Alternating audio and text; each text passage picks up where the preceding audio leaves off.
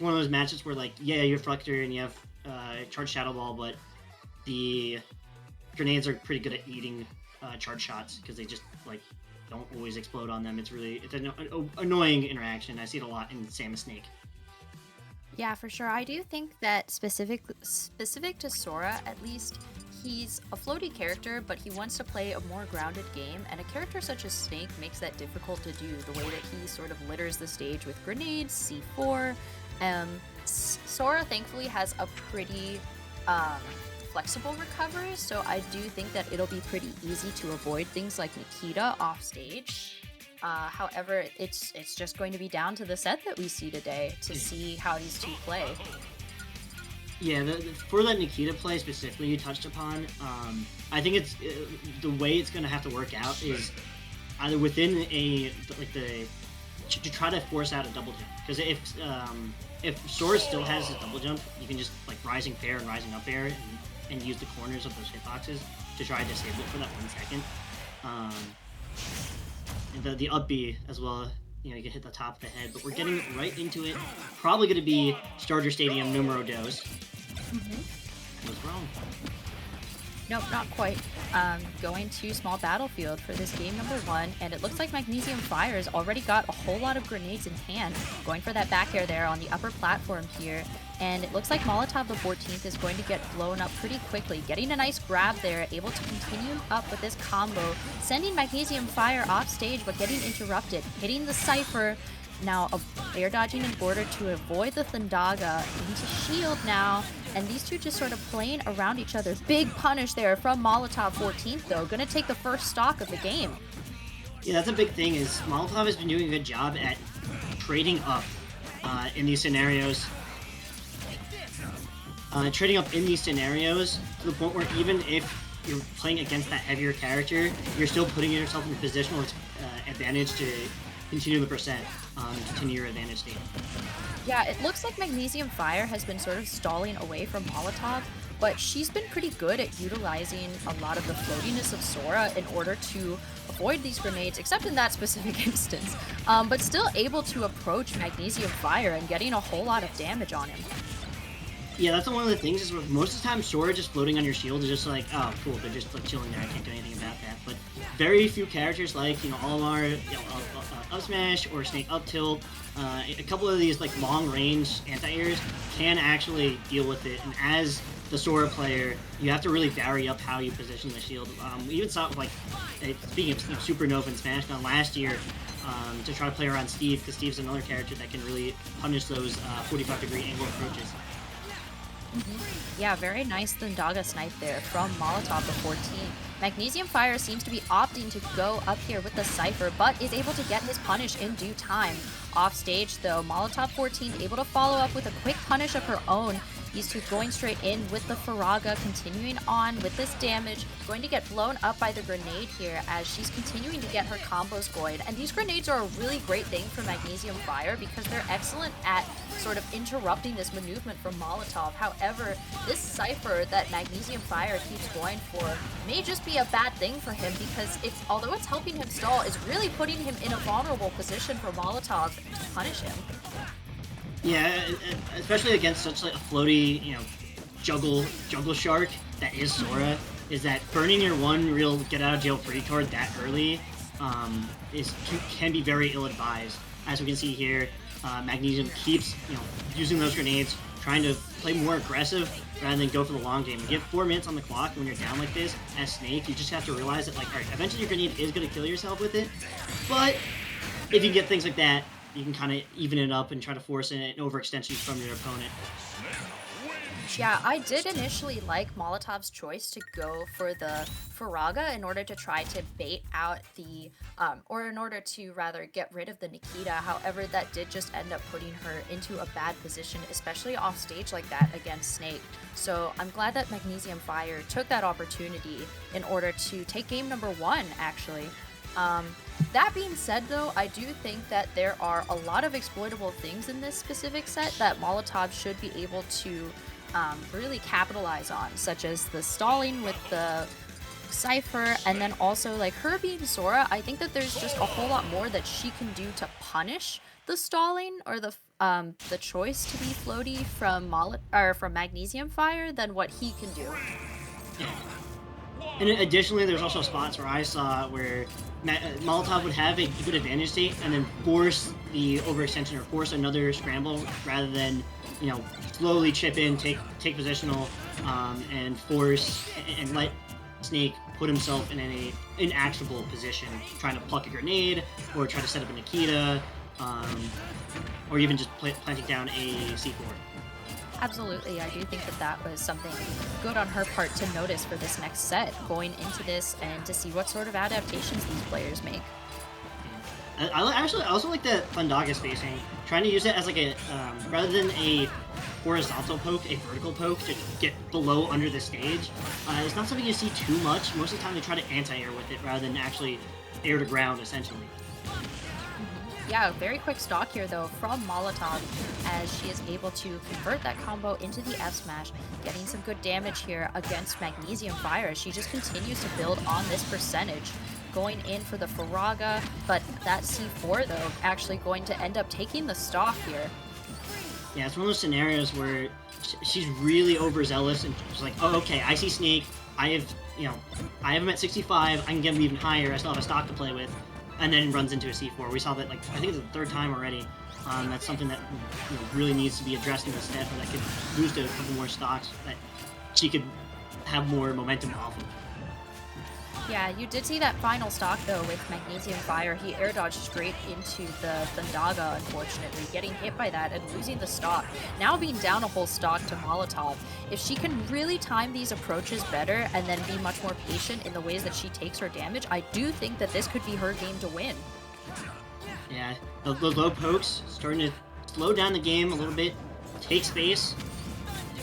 You see that, the Thundaga, a pixel perfect, it's not one of those hitboxes you see on Sora that like is actually not a DLC hitbox where it's what you see is what you get. For sure, trying to go for the up smash there and then actually going to be able to take game number 2 here. We are going to force a game 3 situation here. So it looks as though Molotov is starting to play a little bit more grounded, patiently than what we saw game number 1. However, I do think what you said before about her going straight into the C4 is just something that shows sort of a lack of awareness that you really need to have when you're playing against a character such as Snake. Magnesium Fire, unfortunately, has some very predictable habits, and that's how she's able to punish him with things like Thundaga off stage. The way that he will immediately air dodge or immediately try to force a directional moveset, especially with Cypher. The American air dodge, yeah. Yeah. Yeah, something that I hope that in reviewing this set, they can both look back on and say, ah, okay, this is something to work on for next time.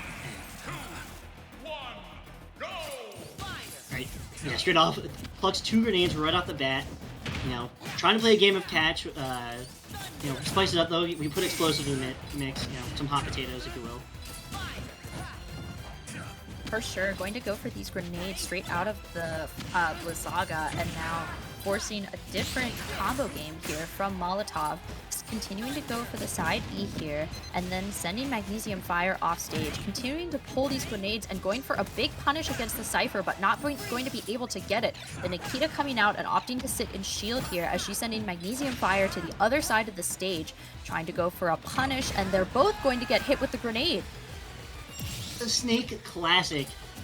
Literally, I swear, it's like reverse Snow Bunny mind control, because this is an old man, and he just, like, gets into everyone's brain that you're gonna roll in and get up tilted. Any Snake of any skill level, it's gonna happen at least one time in every set. I do think that speaks more to Magnesium Fire's awareness, though, of different habits of Molotov and, like, what she's apt to go for in this specific matchup. Alright, big punish there from Molotov though, and she's able to take yet another stock. She has a good bit of damage to make up in order to bring this game back to even. However, her quick combos coming out on the upper platform are going to do that for her. The grenade coming out just in the nick of time to interrupt her combos. Magnesium Fire though, going to opt to take a quick stock here. Yeah, she was doing so well with like the resets and just waiting that half beat. Magnesium didn't quite have the readjustment, but then she overextended at the last second And finally, Magnesium's like, oh, cool, you're running into my, like, explosion radius. But I definitely have a lot of faith where, especially with that upbeat, oh my, Bermuda Triangle, someone's getting lost in the Caribbean with that DI. Absolutely, Magnesium Fire just kind of playing with fire here, as you can see here, versus Molotov. She is trying to catch his landing here, but unfortunately going to use that stock. Magnesium Fire just finding himself down here versus Molotov. Right? Yeah, very intelligent gameplay, using the, doing back plucks of the grenade to try to block the Firagas. We see that a lot with the charge shot I was mentioning earlier. Just trying to keep any space. This over 90% deficit could be rough. No punish in the American air dodge, and that's a big thing. It's like those panic options. You really have to, put all your chips down when you're at, snake up tilt percent, I like to call it. Yeah, I really wish that she were doing more of that, because it's such an easy habit to punish from someone such as Magnesium Fire. Going back in here, going to get hit with the tail end of that grenade, just kind of trying to work around those, but that Thundaga yet again going to take game number 3, Molotov, in a pretty explosive first set today. Yeah, there was no equipment check on that M80 Pineapple. It went off in a live demonstration of how not to handle your anti-personnel grenades. Completely, totally perfect time for that grenade to detonate for Molotov.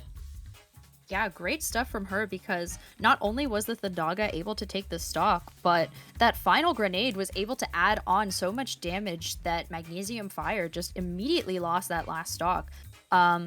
Again, like we said, I do think that both of these players have a whole lot more habits to call out from each other in terms of things such as the air dodge in from Magnesium Fire, or Molotov overcommitting to a lot of her options and just sort of failing to follow through with her safer punishes, such as continuing on when it's just not a safe thing to go for.